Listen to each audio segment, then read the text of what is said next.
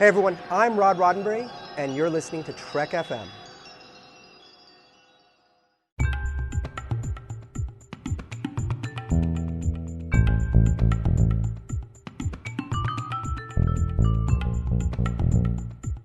Hello and welcome to Stage 9, Trek FM show about the people who make Star Trek. I'm Mike. I'm John. And today we are going to continue our Jonathan Frakes thread. Yeah. With a look at his first non-Trek movie, Clock Stoppers. Clock Stoppers. Yeah. A Nickelodeon movie. Yes.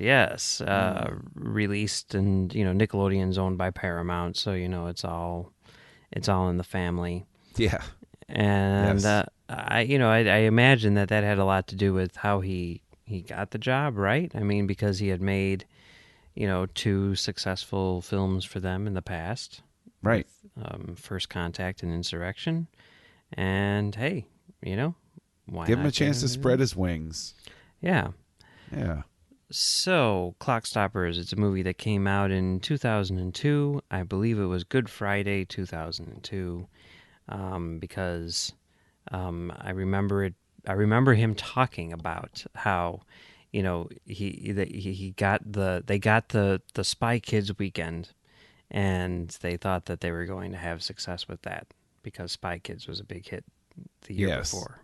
Yeah. And I was looking forward to it. I was like, yeah, I put the poster up in my movie theater. I'm like, Jonathan Frakes, yeah. So yeah, you want to give a synopsis of this thing? Yes. It is a scientist has developed a means by which to step outside of time, as it were, so that you're moving much faster than time. And so you can do nifty little things like jump from place to place super fast. Of course, there is a hitch with the programming, and it has side effects. So he sends it off for the side effects to be cured by his old teacher, and his son winds up finding the watch, if you will. And as we love to say on this show, hijinks ensue. Yes, they do. They do. It's kind of like the effect from Insurrection, where they find the perfect moment and stop time. But they do it using technology in this particular case. Yeah. So, what did you think about Clock Stoppers? I don't know the history of this movie sufficiently to say this, but my big suspicion is that this was maybe a TV movie that got elevated to theatrical release. Not saying that they made it as a TV movie, but the original plan might have been that. And they said, well, wait a minute. No, Spy Kids, we've got a shot at making this a big feature release.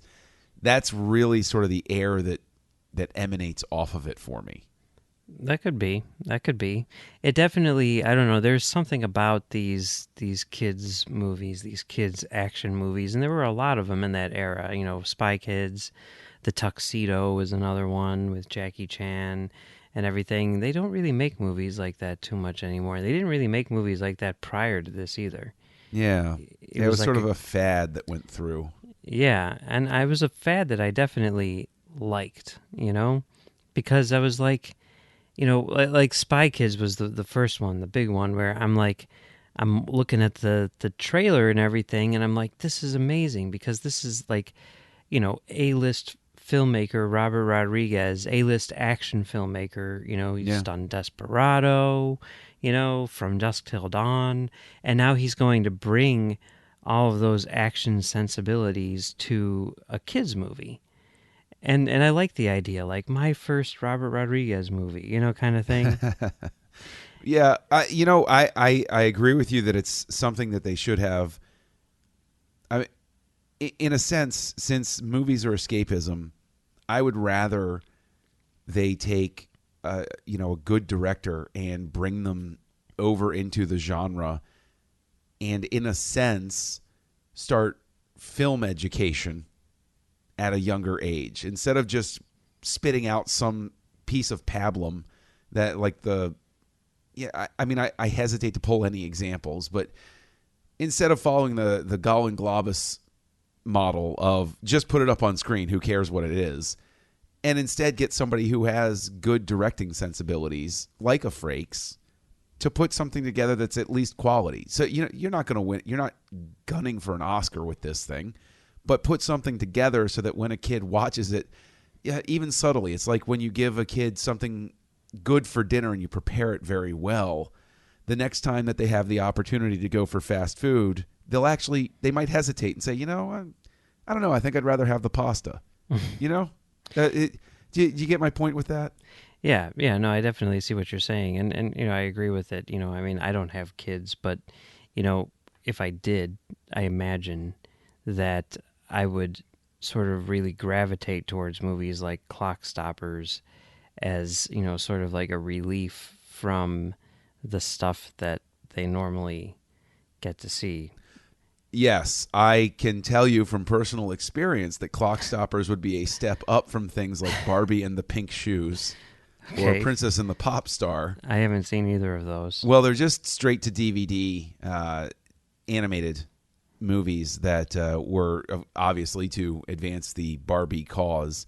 And my middle child absolutely fell in love with them.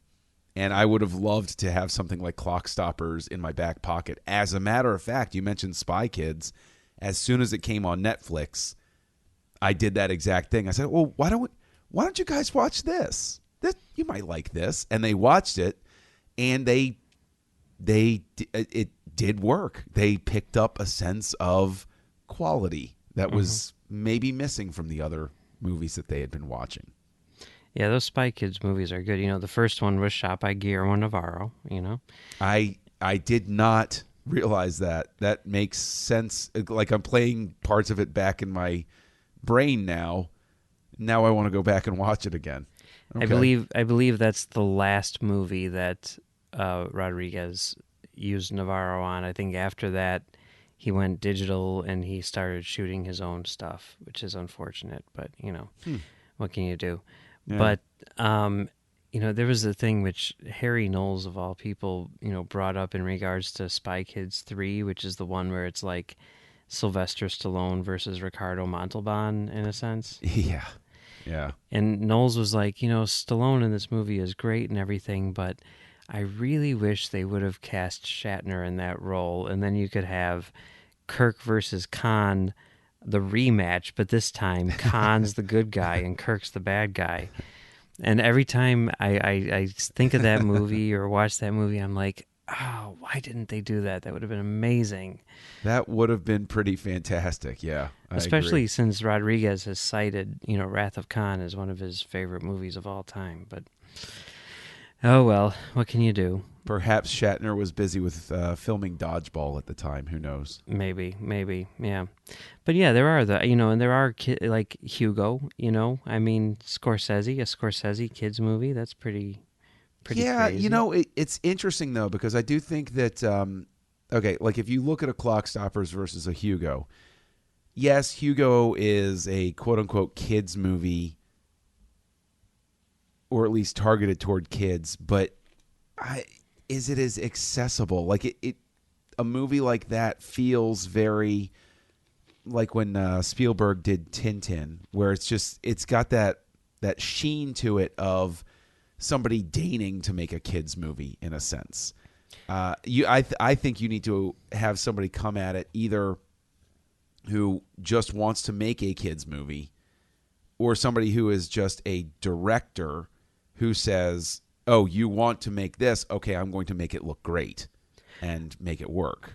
Well, I mean, yeah, I guess you're right, and I can kind of see the correlation to adult movies, whereas, like, if Clock Stoppers is, the kids' version of First Contact, then, Hugo is the kids' version of Kundun or whatever, right. Whatever Scorsese movie you want to pull out there. So I guess that kind of makes sense. It's like an art house kids movie. Yeah. Yeah. Basically. Yeah. Basically. And, for a while there were those rumors, well, not really rumors, like it was going to happen, or that they were talking about it, but the idea of Paul Thomas Anderson making a Pinocchio movie with Robert Downey Jr. I remember hearing about that. Yeah. That would have been extremely interesting. That would have been, that probably would have pulled me into the movie theater. I won't lie. Oh yeah, for sure. Yeah. But Frakes, Clock Stoppers. I mean, I did like this movie, a lot when I saw it. It's very, sort of charming, very Frakes-ish, and it's got like people like Michael Biehn in there, which is always fun to see, as the bad guy and everything. Yes. Jesse Bradford, I've always been a big fan of Jesse Bradford, especially in Bring It On, but also in things like Swim Fan, which is an underrated gem, and Steven Soderbergh's King of the Hill back when he was just a little kid. Yeah. So yeah, I mean, I like all that stuff. Produced by Gale Ann Hurd, by the way. Right. Producer That, of a Aliens. double Terminator connection. Yeah. How crazy is that? Yeah, it's crazy. And now she's doing, Walking Dead, which everyone loves. But yeah, I mean, it really did feel Frakesy, It was kind of like very, very fun, very light. Had a few good jokes in there and everything like that, and Yes. it was a good time. It told the story well. It wasn't like it didn't look like First Contact or like Insurrection or whatever. It looked like its own thing. In a lot of ways, it's like, oh, this is kind of like Frakes in its purest form, because it's like the first time that he hasn't been, like making something for someone else in a sense, I mean, it's its own standalone property, Right. where he can develop like the visual style and all that stuff. Right. He's not locked into what has come before. He can't, break. He doesn't have to worry about breaking. Do the uniform pips match? Did we get the continuity with Worf correct? Did we get? He doesn't have. You're right. He doesn't have to worry about those things. By the same token, what's interesting is I think it highlights something that would be easy to use as a pejorative, but I would not, which is that I think Frakes' talent is truly for making, like you said, something that is just straightforward entertainment. He's a director, and a very good director, a great director, but he's not a filmmaker. And I'm not saying that to be dismissive toward him. Somebody could easily say it in such a way, or mean it dismissively. But what I mean by that is Frakes comes on board and directs a movie. Somebody gives him a script, somebody gives him a pitch for a show, for a movie, whatever, and he directs it. Like you said, he will take something and he will direct the hell out of it. But he is not a George Lucas who gives birth to the entire universe in his brain and makes something, because Star Wars, in a sense, is informed by a lot of the same sensibilities that inform a movie like Clock Stoppers. Accessible to kids, light, fast, fun, action-packed, get them in the theater sort of thing. But there is just that difference of, I don't know how to say it exactly, like a difference of scope or a difference of weight to it, where it doesn't need to be an art house film to be the work of a filmmaker. It's just one of those things where I think this really highlights where Frakes' true strength is taking the material that's there and just making it work. I mean, this is a kid's movie, essentially, from 2002 that I sat down and watched and was entertained through the whole thing. But if you ask me a year from now, do you remember watching Clock Stoppers? I will think for a second and I will say, oh, yeah, the thing with the watches. Yes, I got that. Yeah. This is only the second time that I've seen it, and aside from the basic premise, which is like they can stop time, with their watch, I didn't really remember anything about it, but I just remembered enjoying it, and I enjoyed it this time too. I'm not gonna, run out and buy the Blu-ray or anything like that, but Right. I found it to be definitely entertaining. And I mean, I think that you're right. What you're saying about Frakes. He's not an auteur or whatever, and this isn't an event picture like Star Wars or even something like Hugo. This is Yeah. something where it's like, hey, let's go. It's Saturday afternoon. Let's take the family out and see this movie just because it's playing, and we're gonna Right. have a good time, and then we're gonna go get some pizza, and you know, Right. it's like a very suburban movie. It feels like.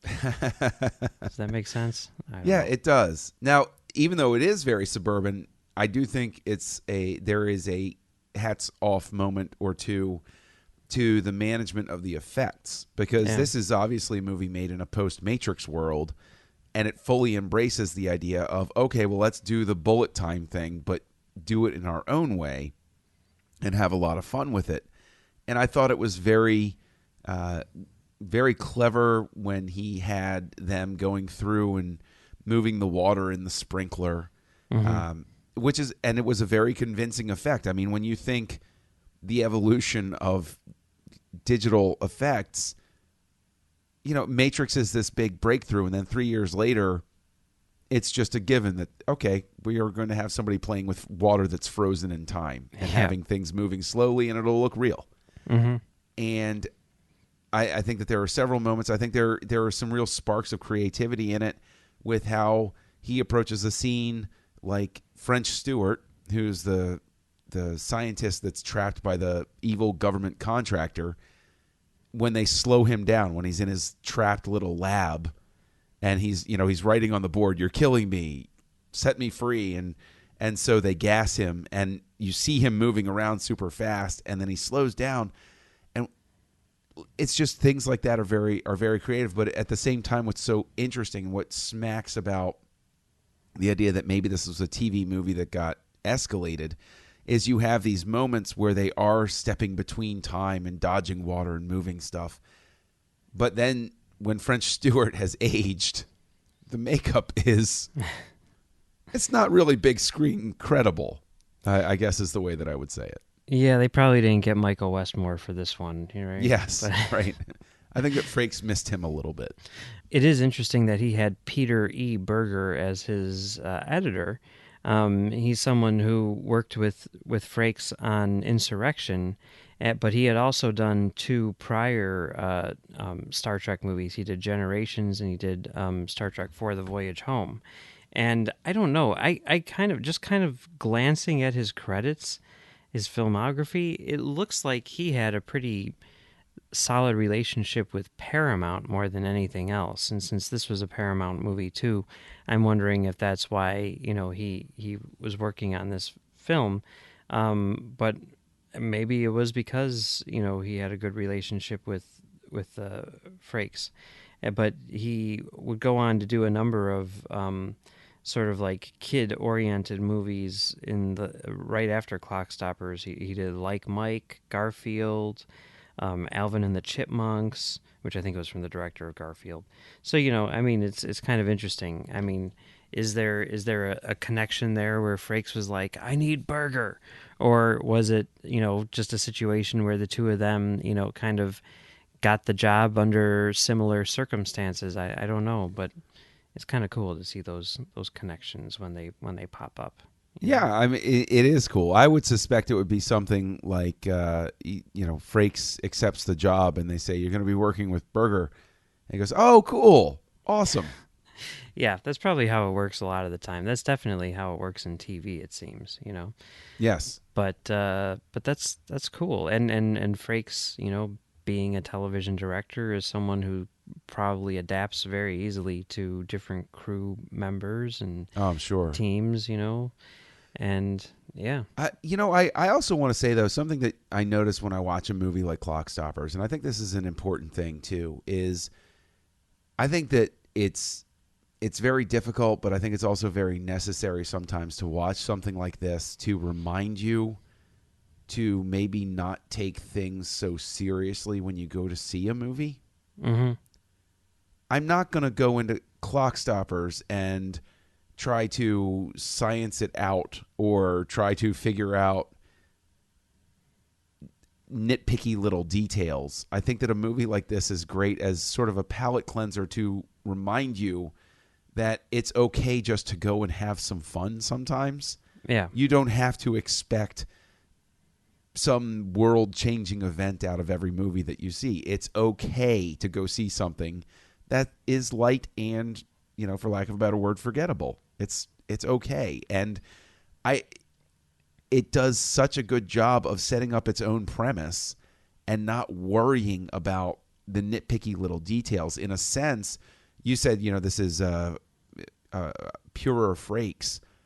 Maybe that's more true than we realize because, again, getting back to you have to follow an established this or that, if he's working in Star Trek, he knows he's going to have to build in a couple of exposition scenes with fake science-y stuff so that the audience doesn't sit there and reject it and say, well, they never explained how this happened on what have you or Baku or anything.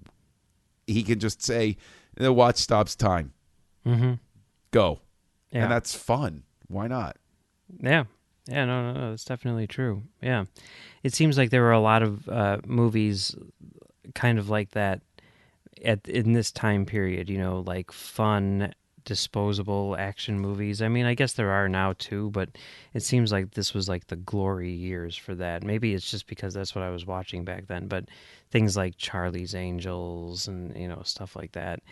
I think that's one of the reasons why I like XXX Return of Xander Cage so much, even though no one else does.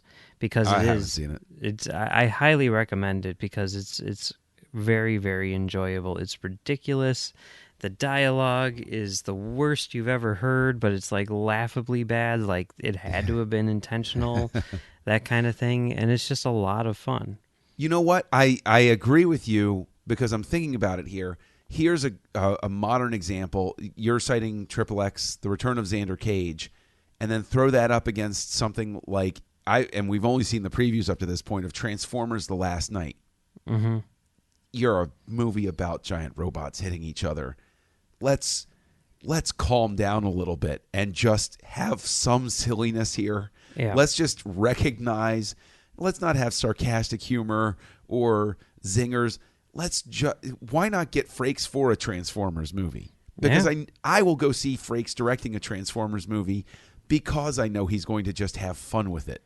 And he's not going to try to shoehorn in this idea of Arthurian legend into everything. Or if he does, it's going to be with that Frakesy wink at the audience of, yeah, we're having fun, guys. Mm-hmm. Yeah, no, that's definitely true.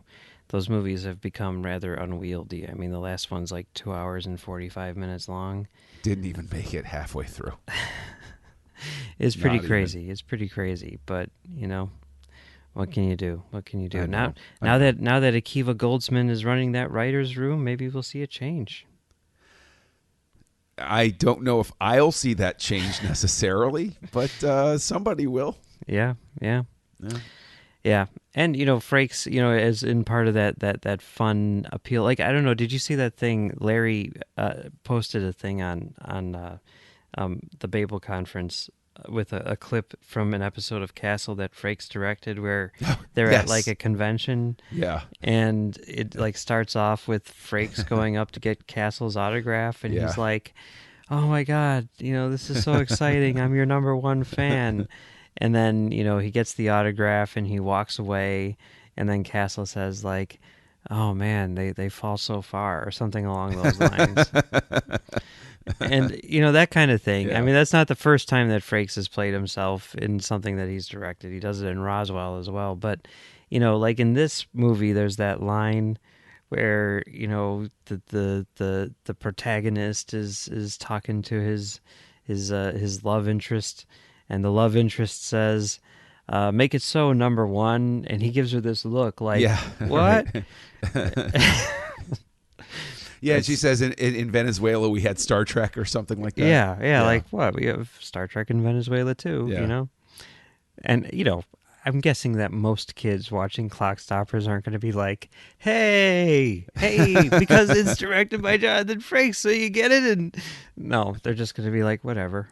But it's there for us. It's a joke for the adult-ish people in the audience who will get it. the people who are going to see it because it's directed by Jonathan Frakes, of which Yes, I'm sure there were many. probably so.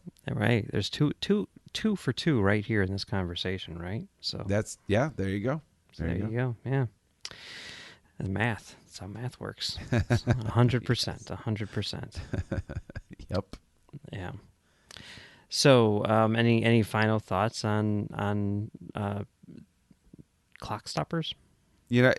I mean, if you have kids and you haven't seen it, go ahead and watch it. Or if you have, an hour and a half to burn and you just want to watch something light and fun on a Saturday afternoon, yeah, go ahead, pick it out, give it a watch.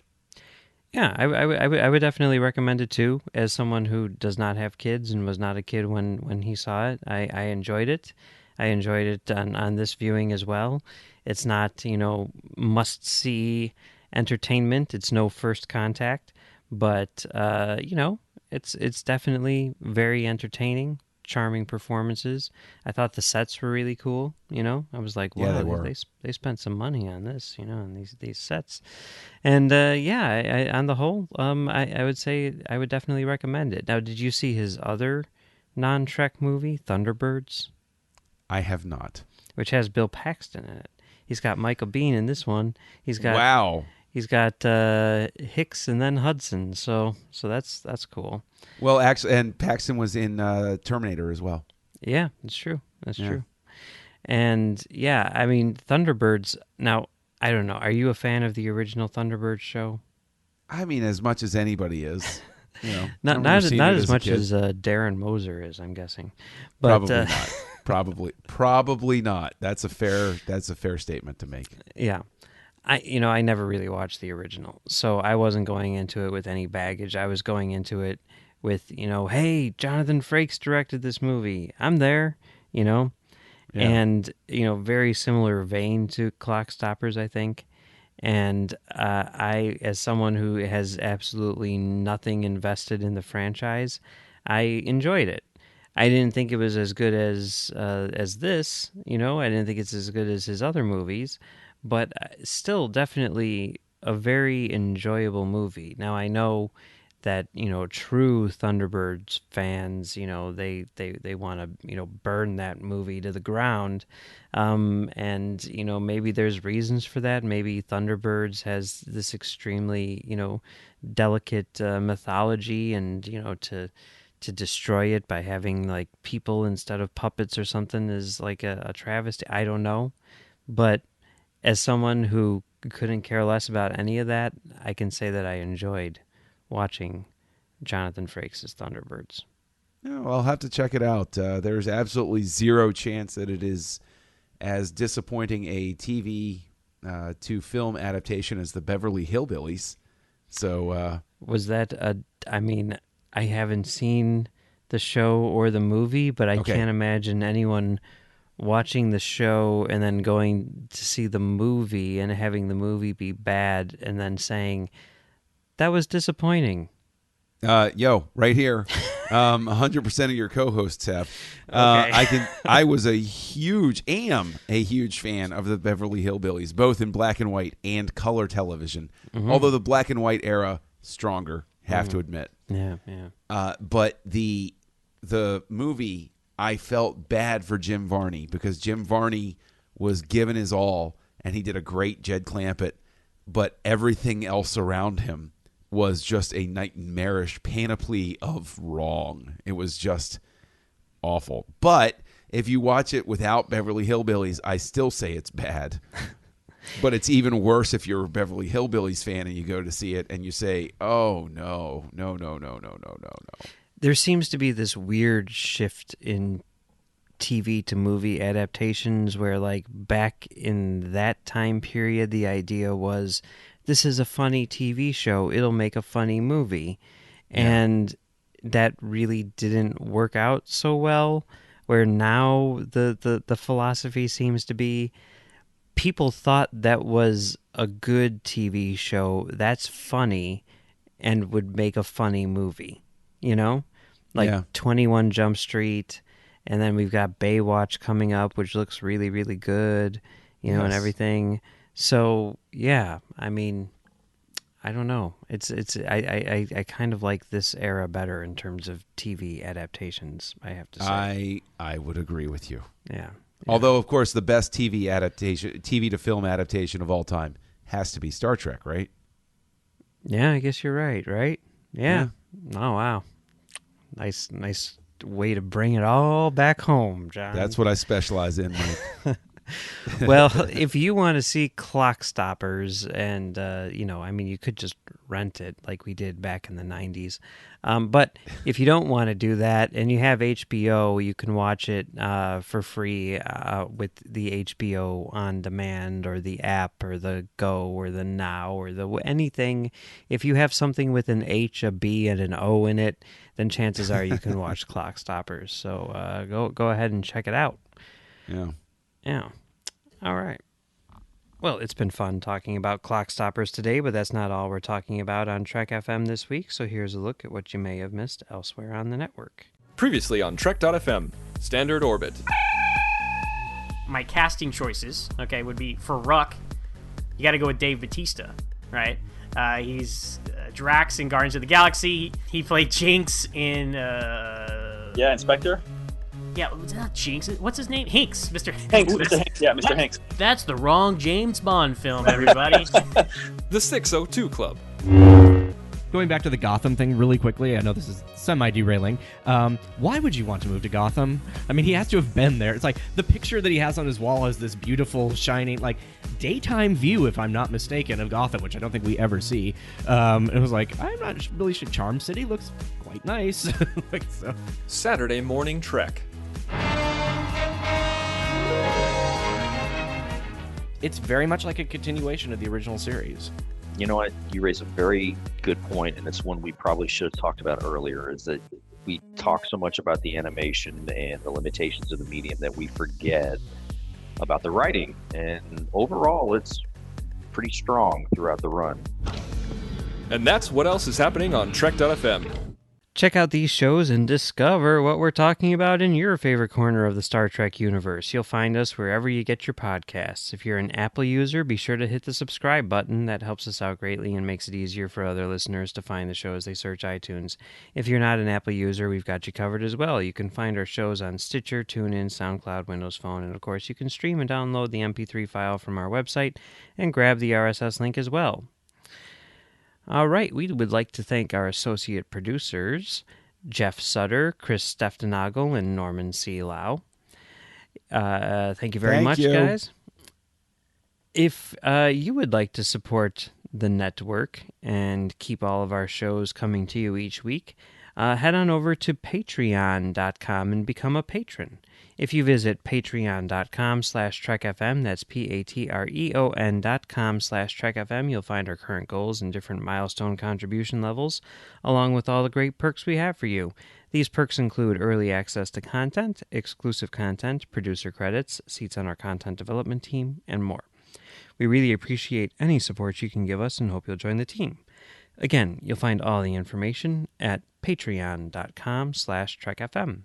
If you want to contact us, you can find us on Twitter at TrekFM. You can find us on Facebook at facebook.com/TrekFM. Facebook is also where you'll find the Babel Conference, which is our listener forum. Just type the Babel Conference, that's Babel, into the search field on Facebook.